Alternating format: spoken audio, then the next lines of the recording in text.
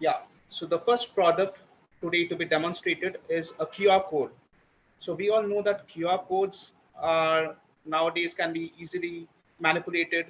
They can be easily faked, but there is a concept by which we can also ensure that an original product can be differentiated from a fake product using a QR code. Without further ado, I'll give the demonstration and I'll be ready to take the questions at the end. So let's get started. So I'll first generate a QR code. I'll give it a secret password, maybe 1234, and I'll just enter some metadata, maybe Ken Underhill is recording this. So it generates a QR code in the background, as you can see.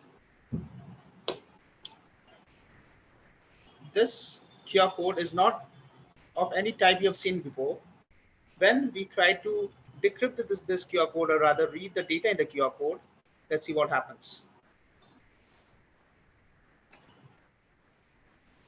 I choose the QR code from the file manager. I'll enter a wrong pin this time, maybe say 1221. And as you can see, since the pin was 1234 and I entered 1221, it gave me the wrong decrypted data, which is up on the screen and is gibberish in nature. So let's see what happens if we give the correct pin.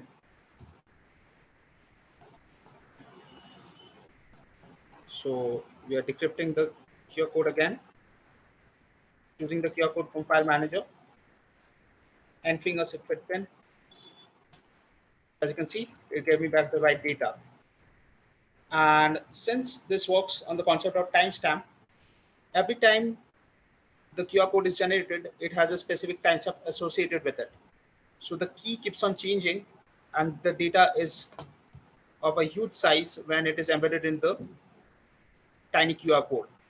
So this can be used in multiple cases. For example, for ultra secret document communication, for differentiating between the fake goods and the original goods. For example, you have Apple iPhone, and there's a fake Apple iPhone and an original Apple iPhone. So the QR code with the original data can sit on one of the iPhones, maybe iPhone A, and iPhone B the fake iPhone can have a fake QR code. So when the person who goes to buy the original iPhone scans both of the QR codes, they will get the correct information on iPhone A because it is correctly encrypted, and since QR code B on iPhone B is like incorrectly encrypted, and the decryption algorithm doesn't follow the pattern in which to decrypt the embedded payload, the decryption will simply not happen. And you can distinguish between QR code like the fake product A and B.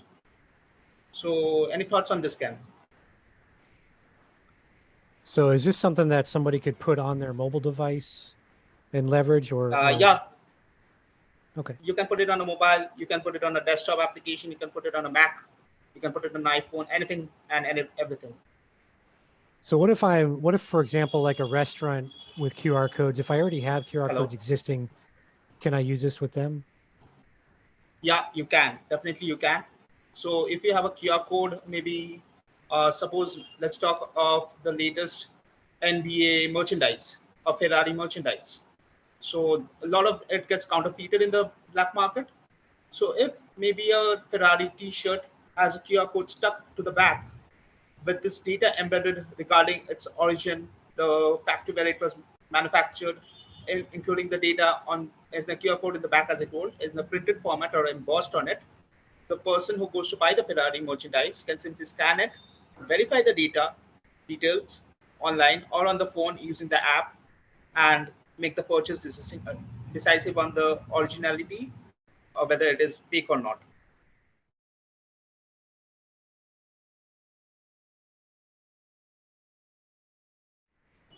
So now I'll be demonstrating, as you all know, LastPass had a tremendous data breach. The source code was stolen.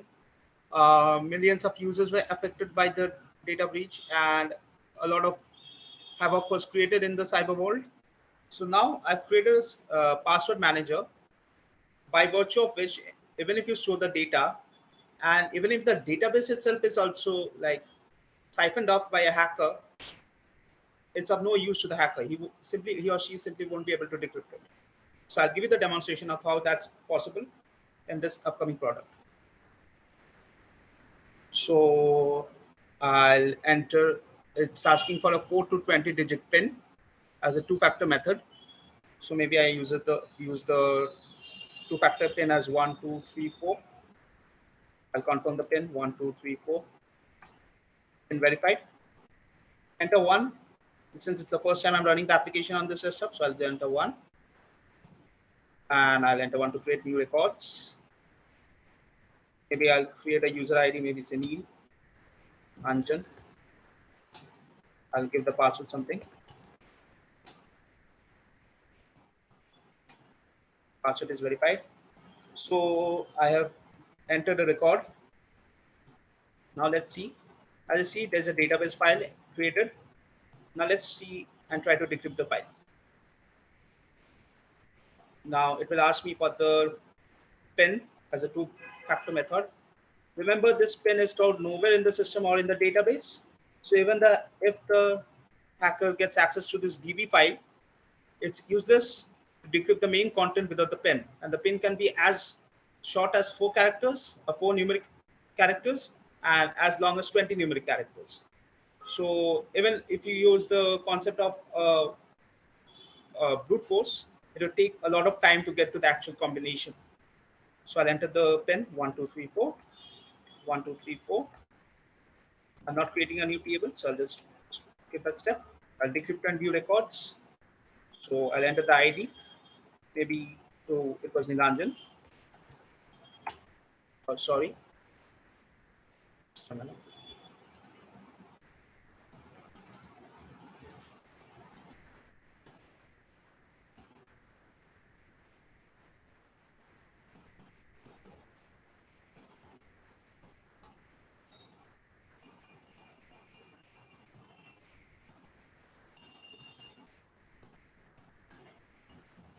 Okay. Wait a minute, there's something wrong with the code. And the code of the processing.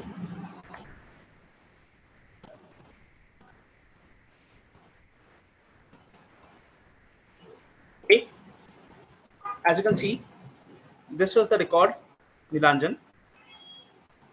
And the corresponding password was Manna, as you can see out here. And Manna was encrypted in the format this, which is again timestamp based. So even if you get access to the database file, which is this, you simply won't be able to get access to the output Manna without the PIN. So it can be transferred easily from one person to another. If you are maybe in the office and you require it at home, if you're at home and you require it in the office, you can simply send the database file to the person who requires the database file, and they just need to know the PIN, which can be sent over some secure method of communication, and then only they can decrypt it. So it has, since it does not store the password in any database, I think it's secure, and I would like to hear your views on it. Do you think future versions of this could have geolocation as an option as well to really make sure it's the person that we want to log into this? Yeah, so the additional security feature can be put in as facial recognition. So you can even use your face metadata as a further layer of security to actually encrypt the password which you're entering. For example, the password here is Manna, and I can add a second layer of security. Like for example, I just record my face, train it, and then use that data to further give a second wrapper of encryption around the password. So if my face matches, then only it will decrypt, and else not. But that can be kept as an optional feature. So, if people don't want to go into the hassle of sharing the biometrics, it's also safe to use without the biometrics.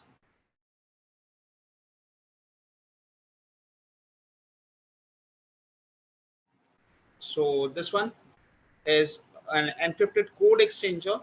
So what happens is teams are working remotely from different locations, geographical locations, different cities. So I've come up with a solution whereby the dev teams can share their development codes or the snippets in a much more secure manner.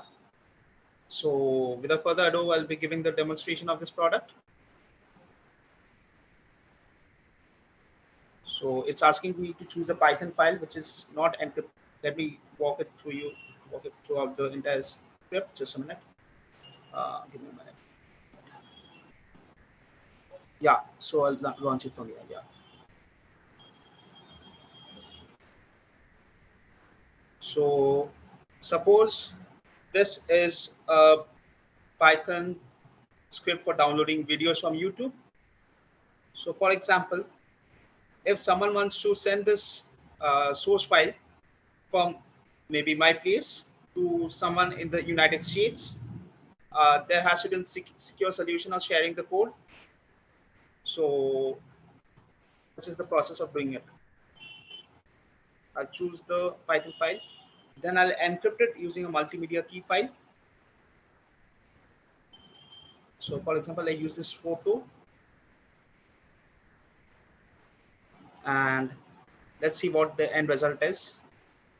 So I encrypted b.py with the photo, and the end result is something like this.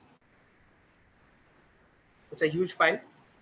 So now if I send it across any sharing app, maybe Gmail or even GitHub, we can securely share the code, but no one, even if they have admin access, can actually decipher what the code is.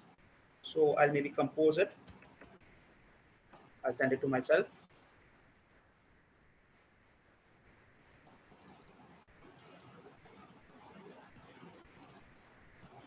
It's uploading. That attach subject. And as you can see, it came swiftly across the network. Normally what happens is Gmail scanners, they prevent source codes from getting shared across the network. But as you saw, despite there being no extension, nothing, it swiftly came across the network, and not even the Gmail scanners could stop the code from getting transferred. This is a drawback, because if this application is used by the dark side of the cyber world, even people can just upgrade malware and share it openly across Gmail, and no one can stop it, because Gmail scanners cannot detect what the entire source code or snippet is embedded in the actual encrypted code. So I download the encrypted code. As you can see, it's a text file. Then what I do is I go back to the same decryptor app.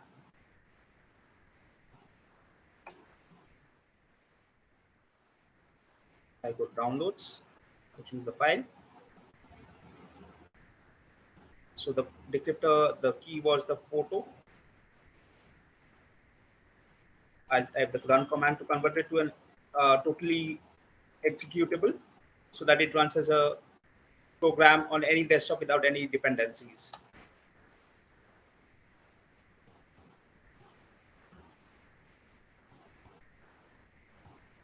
So it's Python format, so I'll just put py. You can see the compilation process has started.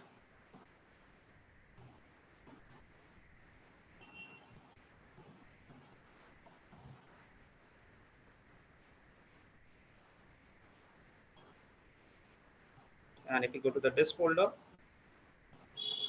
we have a fully fledged running YouTube audio downloader, which runs on any Windows platform without any dependencies, and even on Ubuntu platforms using the Wine application. So you can simply paste a URL from YouTube and download a video or audio. This was just a sample script, but like in essence, you can like encrypt any source code and simply share it across the network, and use a multimedia file rather than a password system to encrypt the files, so that even supercomputers take a lot of time to actually crack the encryption used to encrypt the codes, and that's how it will be secure. So any questions, Ken, or how impressed are you by the idea? So is there any limit on the size of the application code that I can send through? So is this right now mostly for smaller scripts, or can I, for example, send through code to the other team that's maybe got 1 million lines of code or something? So the largest source code till date is of a single function is till date is something around 50 MB. So if we compress that, the largest single function, I mean, if we compress that, that comes down to 35 MB. So using the the zip module of Python, we can further compress it to an additional 20-25%. And using that, after encrypting it, it goes down below the 25% 25 MB threshold of Gmail. So yes, we can send uh, n number of lines of code across the internet using Gmail service as an encrypted attachment without the Gmail scanners attaching it and flagging it as a virus. Nice. Yeah, this one looks good, man. This is going to really help a lot of places. Thank you, Ken. Thank you.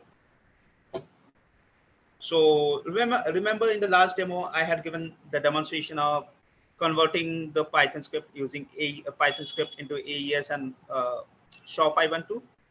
Yes. So the next demonstration is regarding the same, but this time it converts the entire encrypted code into fully functional executable. So that is a huge breakthrough right now. So I'll be giving the last product as the demonstration. So yeah, just a minute. Okay. So this is just a minute. I'll do something. Just a minute. That was a machine learning script. So what I'll do is I'll make a copy of it, and then I'll start encrypting the code using this unique encryptor. So I'll encrypt a.copy. I give it a secret password. And as you can see, the original Python code was 2 KB in size. The inflated one is 26 MB. Well, not 26 MB, it's 25 MB, around something like that. Yeah, my bad, 25.9 MB. Now, if I simply copy the imports out here, maybe just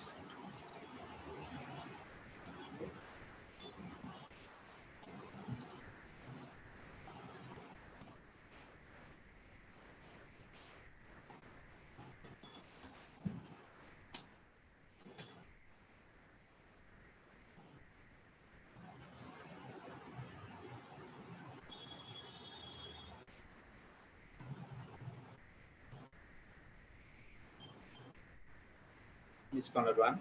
It will take some time. So let's see what happens to the 25.9 MB Python script.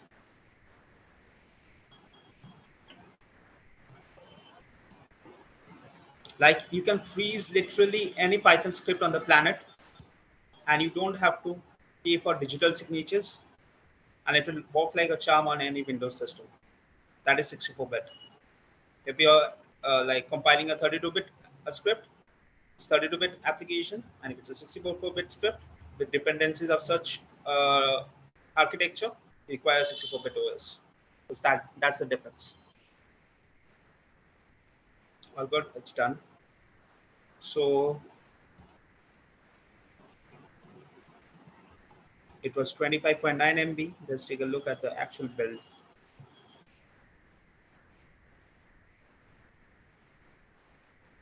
The actual build is 1.57 GB, Ken. So let's take a look whether it runs or not. Launching that. It started, but there was a glitch in the import, I think. Okay, there's some CUDA misconfiguration. I have to take a look into that. But anyways, at the end of the day, you can package any script, freeze it into an executable, and distribute it without the fear of getting reverse engineered and losing your algorithm to hackers or crackers.